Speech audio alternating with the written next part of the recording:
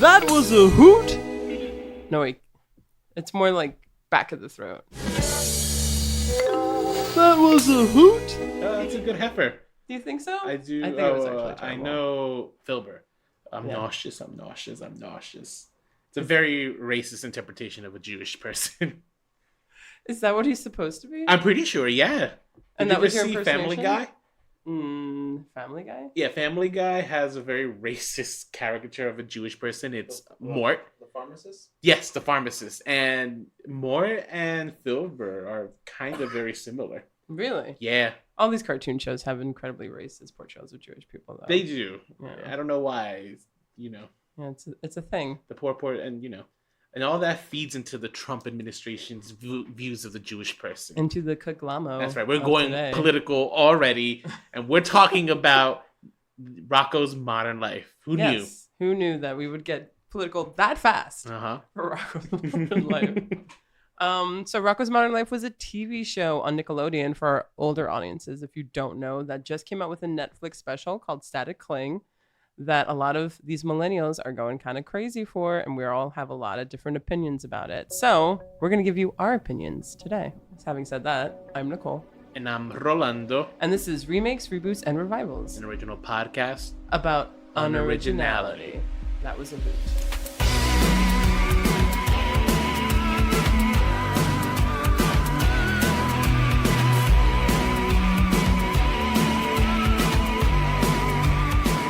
So we're still getting back into the swing of things. This is our second episode back. It's September. Yep. It's it is September. Is it? Is that when this is gonna come out? Yeah. Okay. It's very much September. It is. And we're excited. The weather to be is back. lovely. It is. Yeah, it is. September actually. weather. I dig it. This is my favorite time of year. I like October. Outside. It's just a little chillier. It's a little chillier? It's just a little chillier. That's like sweater weather. I can, I'm dyslexic, so I can't say that without messing it up. Like sweater weather. Yeah, I always say sweater weather. As always, we are joined by the lovely Eddie Z. Hey, everyone. Yay. What's up, Eddie? How you doing, guys? I love how you've been practicing your Casey Kasem voice for us. I grew up with Casey Kasem. I love that guy. Oh my gosh, I hear that. He's still active. Is he? Yeah, I'm on Sirius XM. Wow. Pop Stars. At least when I used to have it. That was like maybe 5-6 years ago. But still, that's the fact that he's still alive and kicking. Yeah, that is. Yeah, I hope he's kicking. That's true. Correct me if I'm wrong, guys. This is breaking news. All right, just to give you guys a quick update, Casey Kasem had passed away. Casey Kasem is dead. Wait, how long ago? 5 years ago. Oh, that's around the time I canceled my Sirius subscription. Okay. So he's not kicking no more. No, he's not. Apologies, guys, and to anyone I may have offended with my comments. Yeah, he actually died on Father's Day, June 15th, 2014. That's so sad. Depressing. And just a little tidbit, there's like a mysterious kind of like air around his death. He was murdered. So, 48 Hours actually did a report on the mysterious death of Casey Kasem. Oh my God. Wow. I didn't know this. All right. Yeah, so I kind of feel bad that we totally did not know that. Well, I didn't know. Totally. You guys, wait, hang on. At least I knew he was alive for a while. Like, you guys, I think, assumed he was dead for decades. I was like, we were closer to the truth. When we were saying this, I was like, wait a minute, I think he passed away. But I was like 100% sure on his this celebrity death. Thank you for checking that. Thank you. This is going to be a good insert. For that breaking news update Yeah. from 5 years ago. Thank you for that. That was breaking news. Now back to the show. Well, I have a question for you guys. Were you Nickelodeon kids growing up? Yes, I was. I was. Were you, Eddie? I think like probably later on, like iCarly, and then God, I the love Avatar iCarly. series. Yes. So not like Nicktoons 90s. You're like after Nicktoons, like after Rugrats. yeah, Okay. yeah. Was what is it? Is it Ted Declassified? Ted's Declassified. Was that on Nick? No, I don't even know it what was. that Ted's Declassified. It's so funny. You like all these shows that were for a younger audience when we were already like We were already Much older, yeah. like in high school at this point. Graduated to Or MTV. college, I think. Nickelodeon. So no, Eddie, you weren't a fan of like the early 90s Nickelodeon stuff? Like late 80s, early 90s? No. So like, Real Monsters. I love All Real Monsters. Kablam, Doug. Kablam. Hey Arnold. Kablam a little later, yeah. But No, it was in Kablam that- was it was like in that era. 96-ish. I like Doug. Yeah, watch Doug. yeah. So this is very much Nickelodeon, early 90s cartoon nostalgia we got going on. Rocko's Modern Life.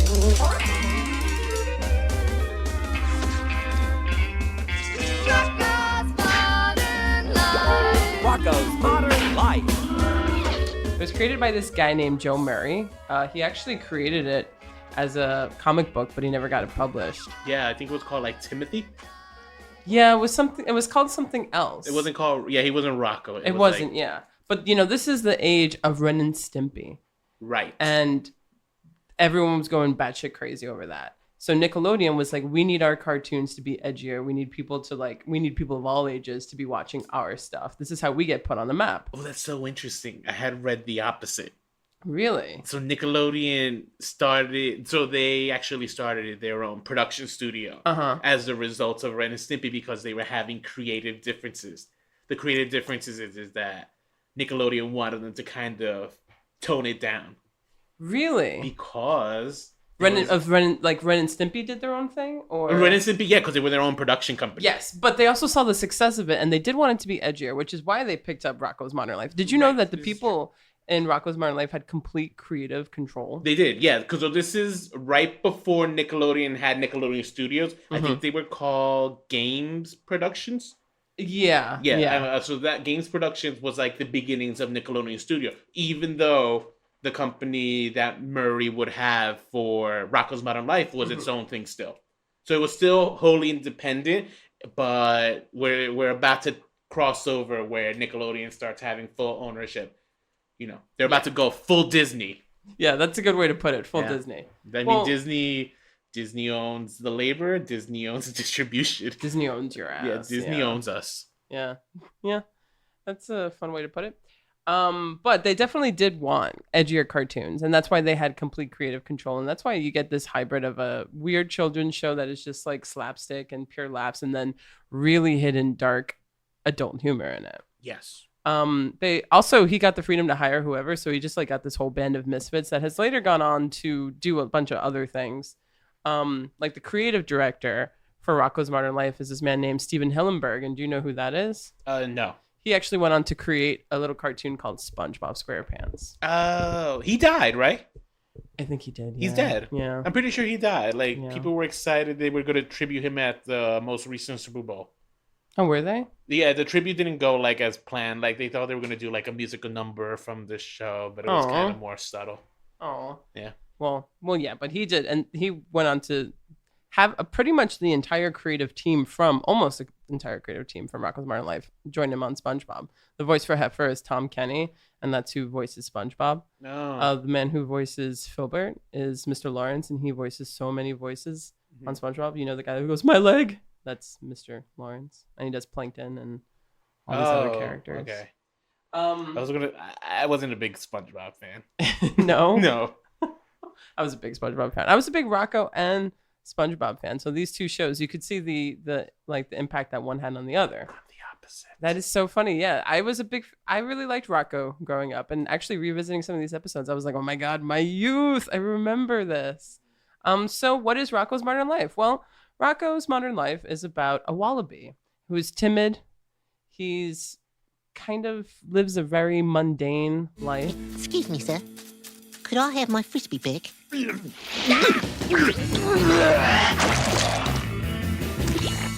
Thank you. He has a neighbor, who is The Big Heads. Ed Big Head and his wife, Mrs. Big Head. Mrs. Big Head, and their son, who created a TV show Roger. that Roger is that his Roger name? Big Head. Roger Big Head, who created a TV show that Rocko and the whole world's in love with. And then he has The two best Fat friends, Heads. the Fat Heads. Yes. Yeah, so not the Big Heads, the Fat Heads. Clearly, which is I recently rewatched this season. yes. This is the series. Yeah. Oh, Ed, this mountain cabin sounds so romantic. Just you and me, Bev. Just you and me. So Rocko has two best friends. One is Heifer. I wrote that he's a fat, enthusiastic steer, and he's got like this obnoxious, high pitched voice. I can't even do it, but it's like high. great It's like voice acting. high pitched, but also deep. Yeah, So yeah, it's very. It's like I do a lot of voices for my Dungeons and Dragons team. That's a pretty good voice. I kind of want to hear more. Can you say that is a hoot? That is a hoot. That's pretty good. Thank you. Good job. Ladies and gentlemen, you are about to witness one of the 7 wonders of the world.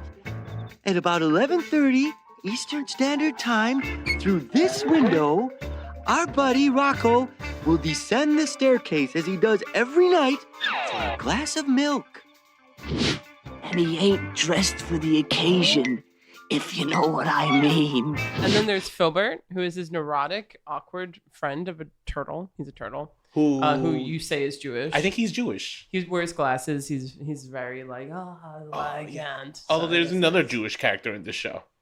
Mr. Big Head's boss from yeah. Conglom-O. Oh yeah, what was his name? I don't remember his name, but he had like the red curls, which I think is another like media signifier in animation that is gay. Not gay. Jewish. I'm sorry. Then Rocko has a dog named Spunky, who's also a very prominent character. So these are kind of like the main people. And then so there's Rocko, who's very timid and also very passive. He just kind of like lets things happen to him, and like life just happens in front of him until he loses his shit most of the time. Does he? Yeah. I don't know. He doesn't lose his. I guess. Like he just kind of goes with the flow and accepts everything that happens until like usually he'll reach a breaking point. He's a very passive character. He's very passive. Like stuff happens at him. Yeah. Like his friends usually like even though they're well intentioned, they kind of walk all over him because of this. And then his neighbor, Mr. Big Head, can't stand him. Yes. Which is also something that happens in SpongeBob. The similarities are. Yeah. Despite the fact that Mrs. Big Head wants to get on. Oh, she loves him. She wants to get on his D. There's like a whole episode where she's trying to seduce him. Yeah, it feels very Married with Children-ish. It's really dirty because like I remember the scene where did you watch this recently? There's a great scene where like she's trying to seduce him, so like she takes off her shirt and you see the back of her and you see a little bit of crack. Really? Yeah. So this show, like, it goes really hard with some of its references that kids don't get, or I hope kids don't get. I mean, the chicken place was called the Choky Chicken. Yeah. Which is masturbation. Yeah. Which is, there's a lot of, like, devil references and Satan references in the show. In the first episode, they say the word hell. Yeah. I didn't even realize this. Yeah, there's, like, an elevator to hell. Yeah. And then, like, that you can come up on. It's, like, really crazy. There's this one joke that I saw where there's like a field of fairies and then like he has this succo machine. Did you watch that episode where Rocco's got this big major succo machine and he just kind of loses control of it and it goes rampant? Oh yeah. And then there's this field of really like there's really high flowers and there's really beautiful fairies, and then the succo machine goes past it and all you see is this groundhog in his underwear with binoculars. That's right, yeah. Which is such a perturbing joke about pretty much like men who creep on beautiful women. Mm-hmm. And like you're watching this as a child, you're like, oh my God. But like fitting again for an adult, but then like watching it, it's like disgusting. But again, it's addressing a reality, so I guess I could forgive it. So it's pretty incredible to watch. What reality? That men do that men spy on women in the bushes. But that's not addressing it. Yes, it is. It's not addressing it. This is just like making a joke out of it. Making a joke. It's not like so you think that any reference to it? Right? So you think that in terms of addressing it, it has to be like a statement either for or against it, right? Like making a joke out of it is just making a joke.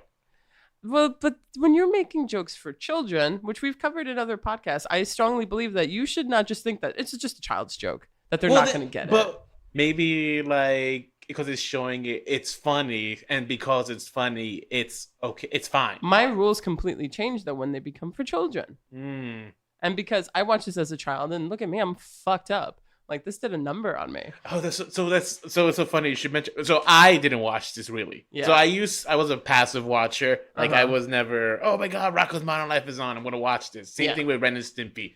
Not my shows. I was more of a Doug person. I was more of a Rugrats. Real Monster was probably the one that like got that's as close to like Rocko's Modern Life that I enjoyed watching. Yeah. But yeah, so I don't know. I guess I didn't watch this show, and I would consider myself pretty normal. Would you consider me normal? I think so. Oh, that's sweet. You're a Yeah. liar. I think that it's also, I've grown up and I've met people who didn't watch so much television in their youth, and like this is a positive thing when I say, but they're kind of like they look at life differently. So like one of my best friends was not allowed to watch TV growing up, and because of that, she doesn't really get a lot of references. But at the end of the day, like I think she's better off because of it, because like she had more time to do other things and not like just constantly. She's not consumed by media. That's fine. I agree with you. Like doing other things is good, but sometimes it's hard to have a conversation with those people. Yeah, and these days, that's how we relate. That's how we get to know people. Yeah, that's like how we bond. like there's tiers of conversation, and the first tier is weather. The next tier is usually you try to bond Jobs. over TV. Oh yeah, fine, jobs. What do you do? But I think next tier, like where you start making bonds, is media.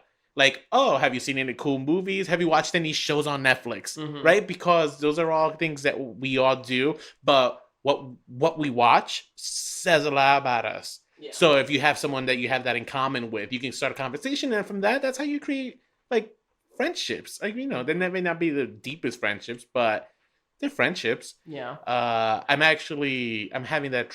I have that problem where if it's someone who just doesn't really watch a lot of TV or movies, if you're making pop reference cultural statements and they don't get it, it's just like, I can't fuck with that. Like, those aren't my people. I can't. I won't. Yeah. I completely understand, and I realize that too. But like sometimes, don't you think it gets a little overboard? Like I know people who make almost every other thing out of their mouth as a reference to something. Yeah, I agree with you. I think there are people who can take it overboard, but I think having a general knowledge of pop culture, I think is healthy. Well, it's interesting though, because our relationship and our consumption with media actually plays a lot into the recent. They call it a reboot, but I think it's a revival of Rocko's. Yeah, Modern Life. They had the sign. They did have that had reboot in it, but still, like that is actually a big factor of it because right now, in terms of 2019, 90s nostalgia is hardcore. People who grew up in the 90s, they're now actually having children, and I guess we're all just like having early midlife crises or something, but we're also just like the 90s were the best, and I want to be consumed by it. To the point where happened in the 90s with the 70s. Yes, yeah, no, it always happens. But even 20s, even more so. I feel like if you look at what some of the movies that came out this year and the stuff that we covered was a lot of 90s stuff, and that's what's like making a lot of money right now. Or just like the fact that like Fresh Prince of Bel-Air and Friends are becoming like these big comeback shows that like people refuse to, like Friends can't be taken off Netflix without people losing their shit. It's so funny about Friends. when I used to work at a grocery store, this is like a few years ago at this point, but she was probably like 18, 19, and she was watching Friends for the first time and stuff. And I was talking to her about it. I'm like, wait, why are you watching Friends? She's like, I don't know, it's just something to do. We tweet about it. I'm like, we? It's like, yeah, me and my friends. Like, we like Friends, and we're very anti-Rachel. Just like, oh. Anti-Rachel? Yeah, they're pro. This group of girls were pro Ross in the breakup. Oh, okay. Because I was gonna say, like, Ross becomes batshit crazy. I empathize with Ross. That's a whole other episode. Crazy. If they ever come out with the Friends like revival, I can't wait to spill my guts on Friends. So okay. We're gonna pause that whole thing because I'm so on Rachel's side. Even if you were on a break, can't you wait a fucking hour before you put your dick in someone else? But that aside, I guess you can't. So that's good to know, Eddie. He can't wait an hour until if you ever go on a break, for him to put his side. I'm not saying that I would do this. I'm just saying that you would defend someone who did it, and if that happened to you, you'd be okay with it. Good question. I wouldn't be as bitchy as Rachel was, I guess, about it.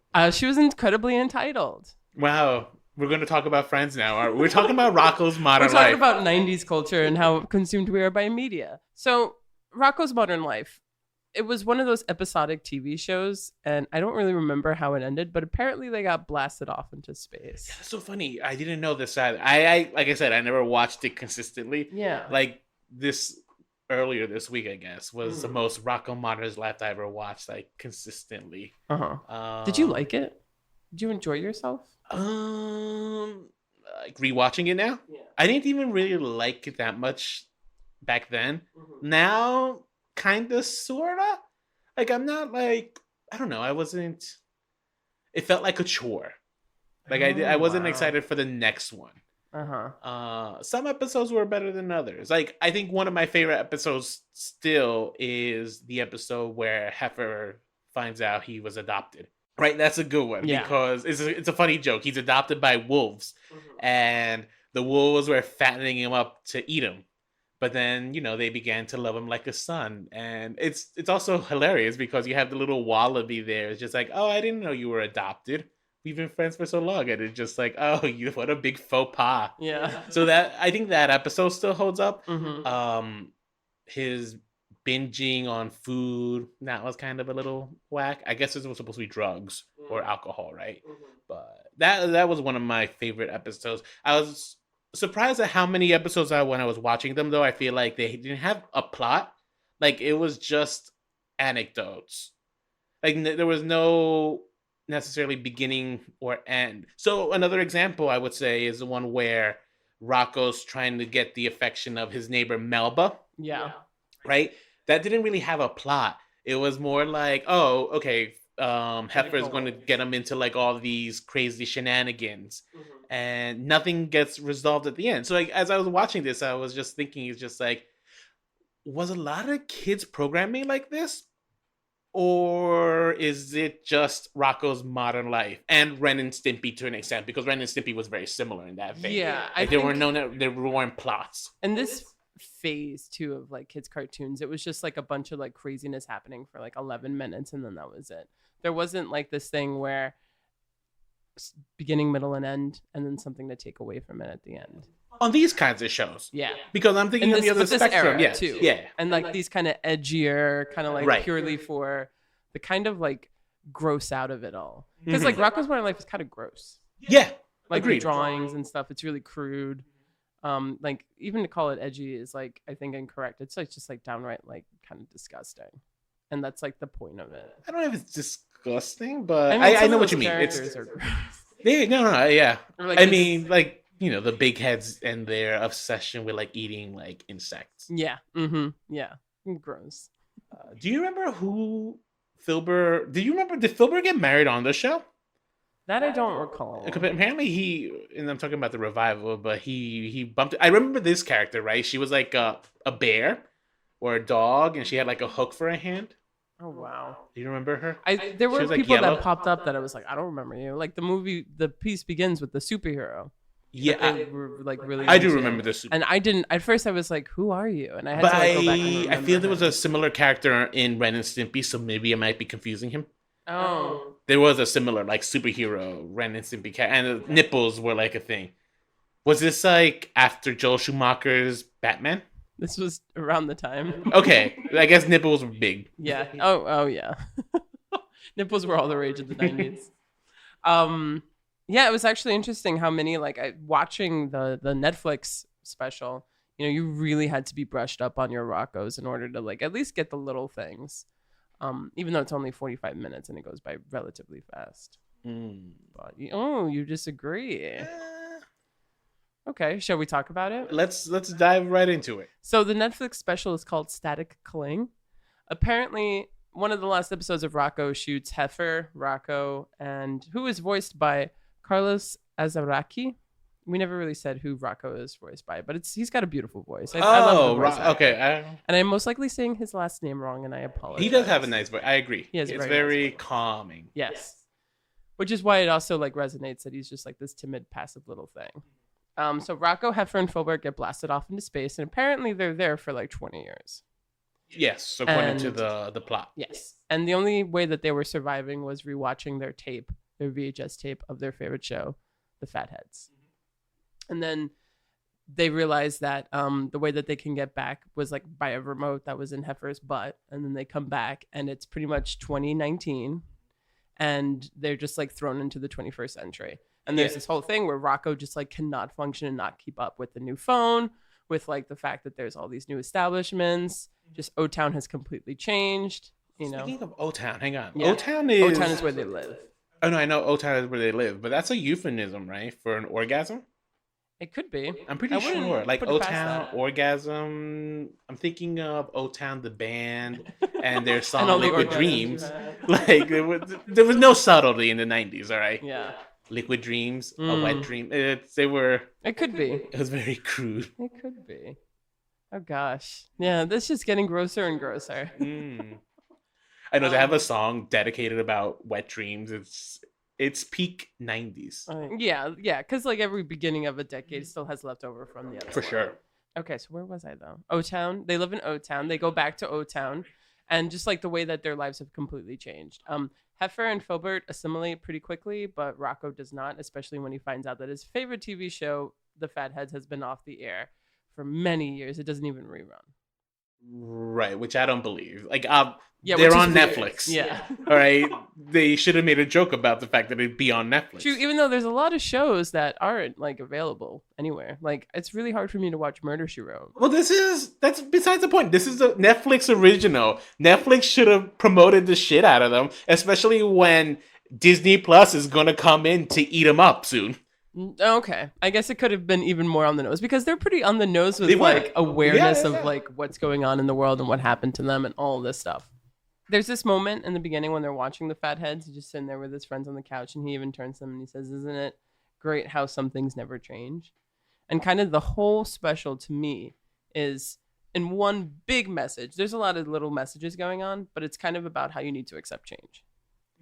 Because there's a lot of things that happen in the special that is just like go with the times, go with the flow, embrace change, let things kind the of winds happen. of change. I don't want to change, but the winds need to. That's the only way to be happy. The times they are changing. Right, but was it criticizing our need for these remakes, reboots, and revivals? Because I will say this was a good special to cover. I was actually surprised at how much I actually enjoyed the special. Me too. Despite the fact that I wasn't like crazy about it. I think it had a very thought-provoking yes, for sure. Yeah, which is what the original show didn't really have. Yes, I agree with you. Yeah, the original show. So it was kind of like this weird thing where it was like happy to be back, and it was like, oh, all these characters you haven't seen, but it's like, but like, why are we back? You know, like we could have just been floating in space forever, but like we crashed back onto Earth just to give you this. And like, are you happy? Are you satisfied? Like, did you need this? Yeah. And it's interesting too, because I feel like my one friend who watched it and they're like, do our cartoons need to like come back? Like, can't they just stay in the past? And I'm like, I think that's kind of what the show is asking you. Like the question that you're asking about it because of the fact that you didn't like it is kind of the point. Oh, they didn't like it. Yeah, they did not like it, which is interesting because and then I went into it expecting not to like it, and I liked it. I liked it maybe because it wasn't like the original show. Yes, and that's literally the message at the very end of this special, which is Rocko is trying to bring back the Fatheads, which was written by Roger Fathead, Big Head. I'm sorry, Roger Big Head, and there's another subplot there. Yeah. That I guess we'll talk about. Yeah. Okay, good. It's important. Yeah. Yeah. And I went through some events. Roger, or I guess Regina, yes, as we should call her, she ends up writing new episodes, and the new episodes introduce the Fatheads to a daughter. And this daughter pisses off Rocko because while the rest of the audience embraces this new character, he doesn't. And again, it's him learning that lesson of just like sometimes change is okay. Yes. Like you just have to grow with it. Which is also because, Rolando could have been a little bit more on the nose with it. So we'll just flat out say that this character, Roger, becomes a transsexual in the show. And changes from Roger to Regina. And that's the Big Head's son. And Big Head's kind of like a Trump figure. He's in charge of Conglom-O. And then at the beginning of it, which we didn't go over, Conglom-O's in trouble. And so he needs a way to make money. So he's like, yes, go find my son because he went off somewhere. And let's bring it back so I can make all this money again. He's thinking very capitalistically. The implication was also... Oh, sorry. The implication was that Mrs. Big Head knew. Yes. Yeah, right? Yeah. Like she knew the son had transitioned and that's why they've been in touch, but Not Ed hasn't been in touch with the son. Yes, and of course, when it's revealed that he no longer has a son, he has a daughter, he's not okay with it. Right. He's not okay with this change. And then that right there is reflected in Rocko not being okay with the fact that a daughter is introduced to it. So it's like this parallel that almost parallels our relationship. Are we okay with the fact that they did this? I think that's a good question. I like that. All right, go on. I like it because why not? But and also, yes, this is a thing that happens nowadays all the time. So let's normalize it. That's great. That's one thing that I want children to see. Sure. Especially that his voice has not changed. It's still really deep. Yeah. But he's just got high heels now. They did like a Tina Belcher on that one. Yes. And it's just kind of like, if you care a little bit too much about it, it's like, honestly, like some things do change and just kind of like get over it. And these things that I think it's this big commentary about things from our youth that we hold a little too dear to our hearts.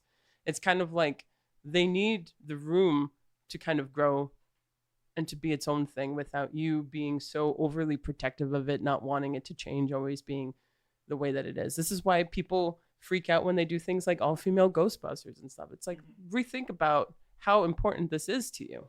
Yes. Let it grow from there. Agreed. I think that was our takeaway from the Ghostbusters episode, which is just like, it's fine. It is Things fine, change. guys.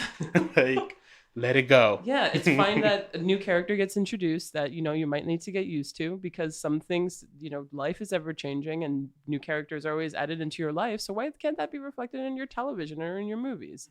And things can, take a left turn and be approached differently. So I think that they were reflecting a sensibility in the viewers through Rocko. Yeah, I agree with you, and I think we should be accepting of change. But there's one change this show did that I was not here for. What was that? Filbur assimilated way too quickly.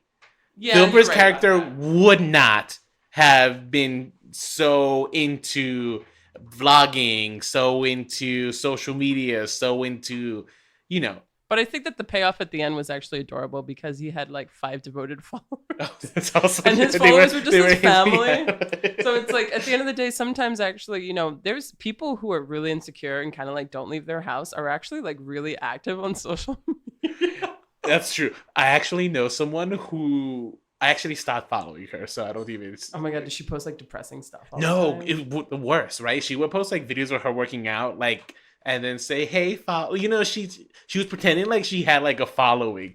So one day I was just like, "How many followers does a bitch have?" Sorry, that's how I felt. Yeah. Does she have? And I went to her social media. She had like 100. I was just like, "Girl, you tripping? I'm following you in protest." People are delusional on social media, and you're right. I guess that's what Filbur was on this one. Yeah, and that was also kind of something charming. It's like, why not? He has 5 people who actually really care, so like let him do that. But I do think that overall, the people that there could have probably been more with Heifer and with Filbur. I feel like they were just kind of like there, and we didn't really get to expand with them that much. Is there much to expand with Filbur? I mean, just or to Heifer? feel like we spent more time with them. But it's like also it's a 45-minute special. I think they were there. I think the focus of the 45-minute special was actually really smart. Focusing like this was a thesis statement, and they stuck to it. Yeah, and I think they nailed the landing. I'm mixing a lot of metaphors there. I apologize, guys. But overall, I did actually enjoy it. Did you watch it at EC?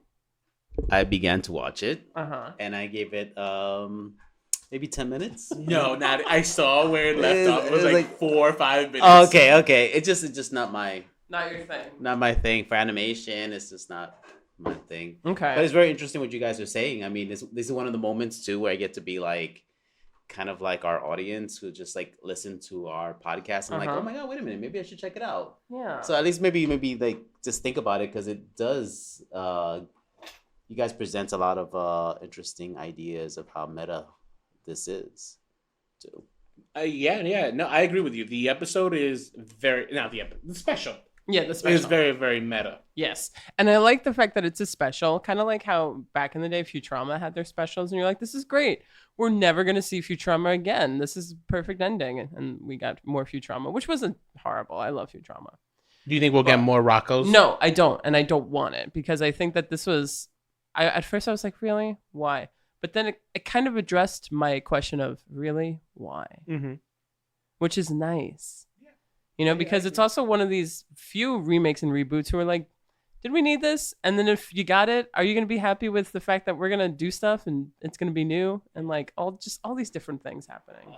Do you remember the characters in the original run? They were like the lizards, the artistic directors. They were in this special. Were they? Yeah. So they were the ones who were like helping animate the new fatheads before they found the writer. They have like this Austrian accent. But they made like so in the original show, like there was an episode where Rocko is helping them with like a video project. Okay. And they film him naked. Yes. Okay. Yeah. And then they make it like an experimental art house film that goes like crazy. Okay. So these characters return on this one, and they have one of my favorite jokes, which was they have like the worms animating for them, and they're animating using computer graphics. And Mr. Big has said, "Wait, shouldn't they be using pencils and pen?" And the lizard is just like, "No, we use computers. It's cheaper and what is it? It's like cheaper and it's devoid of emotion." And it's funny because I'm pretty sure that's how they animated this one. So this show, this special was very self-referential, and I loved it. Yeah, that is. Yeah, I like that. I like when cartoons do that too.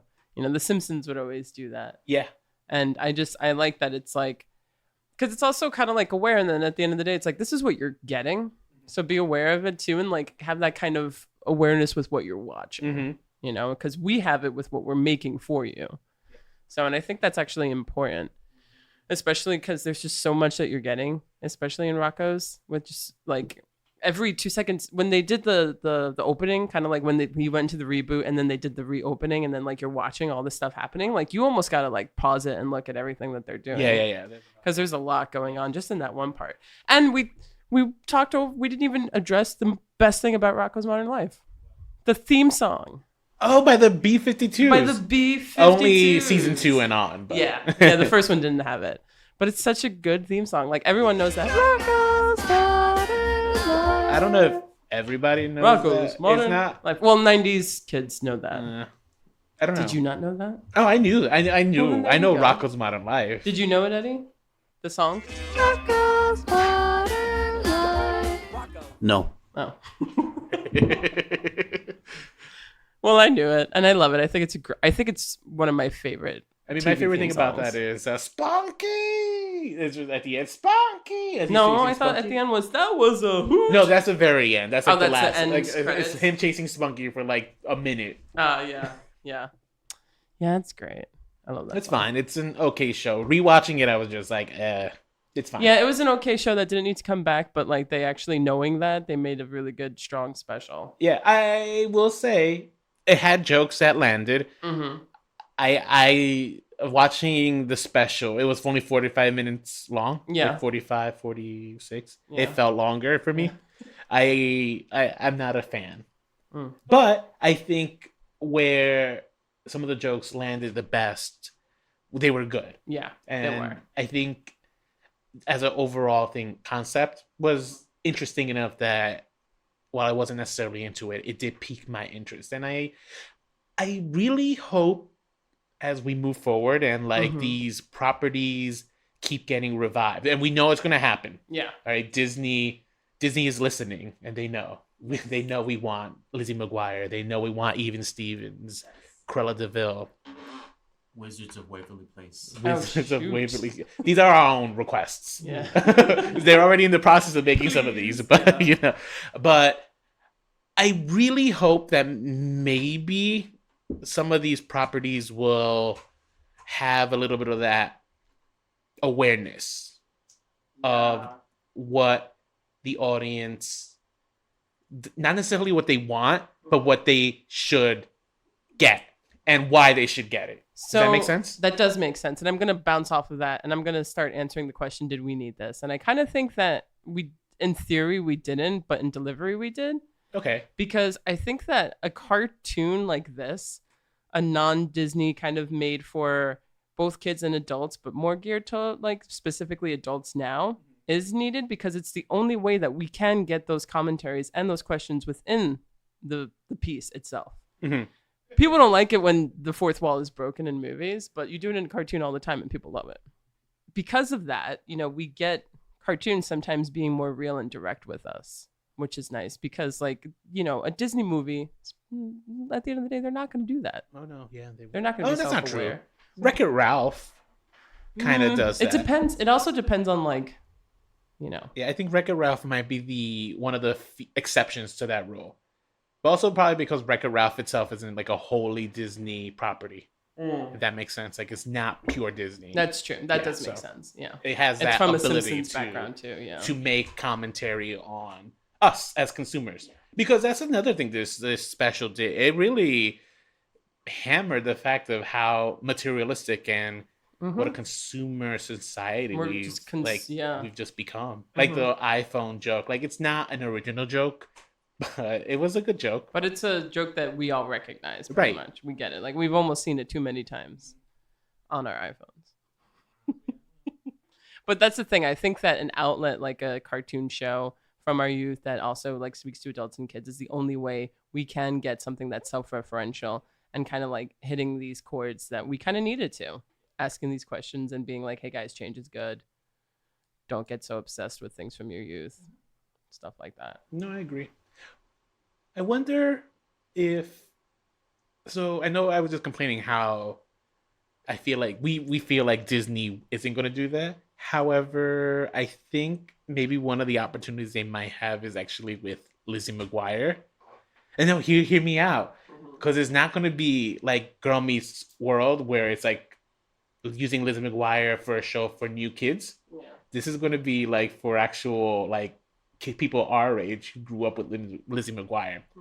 So I think that gives them the opportunity to do a little more meta messaging here. Okay. I think they can. I guess that'll be the test for Disney. But I really will. Yeah. And I think this is interesting, right? Because I guess to answer your question of like, did we need this? I would have agreed with you. I don't think we needed it, but when we see the execution, I'm okay. I like it. Well, kind of, sort of. It's not my favorite thing, but like I like the message that came from the very end, and I think it's the bar that I might hold these revivals to. Like, can you deliver something that we enjoy? Yeah. While at the same time giving me something new. Right? Mm-hmm. Yeah. Because that's basically what this message was. That's true.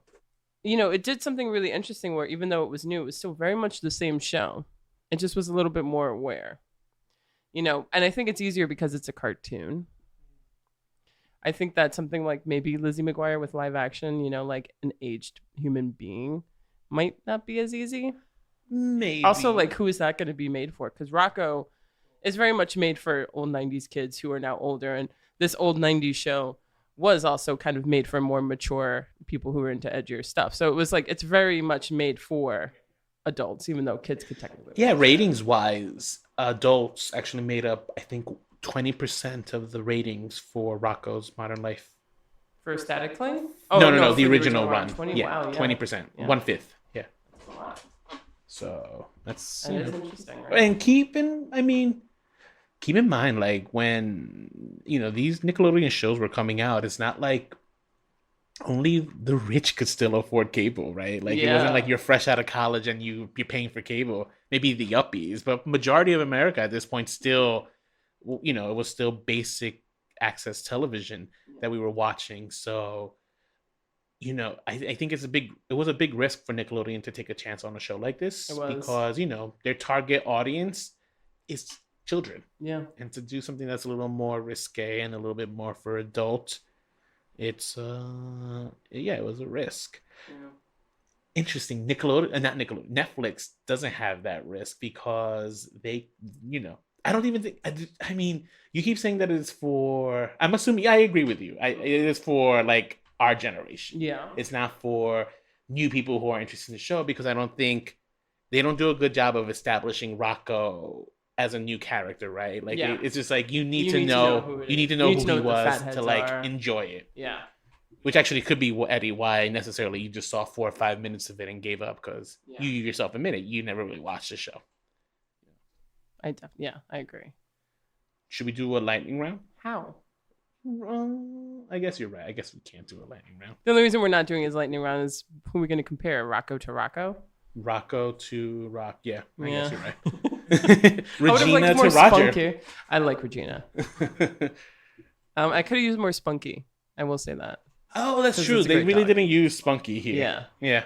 Yeah. Spunky doesn't do anything. He's like my dog. He's just there. Bobby's not just there. That is so terrible. He's just there. No, I love him. Him being but- there can make everything just better. Mhm. That's what dogs Sure. do. Yes. Yes. See? All right, cools. Cool, right? That's it? I mean, I think that's it. It's interesting that Netflix released 2 Nickelodeon properties in 1 month. Yeah, Invader Zim was the Invader other one. Zim is the other one. Which so we won't maybe be we should covering, ask the guys, audience sorry. if they want us to do Invader Oh, Zim. right. Yeah, I guess you can tell us if you want. Yeah, let us know. Let us know. Were you a big Rocko's Modern Life watcher? And I don't know. Who do you agree with more, Nicole or me, in terms of how the original show was interpreted?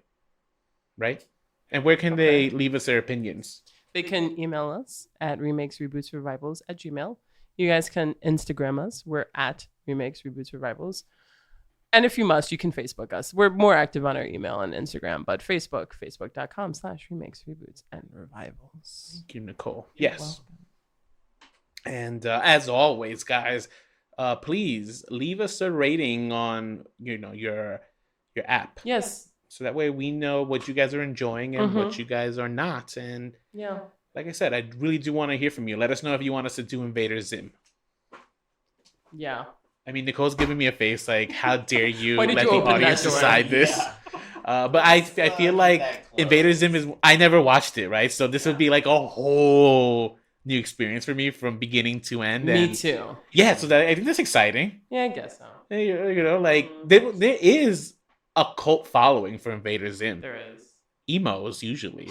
So were you an emo growing up? Let us Yeah. know. And let us know if you want us to do it. You punish us. Let us know if you just want us to listen to it to torture us. All right. So is that it? I think that's it. I think that's it. That's all we wrote on Rocko's Modern Life. Modern Life. That was Rocko's Modern Life. And that's how we are going to exit out of this episode, guys. That was a hoot. That was a hoot. All right, well, until next time, Stay unoriginal.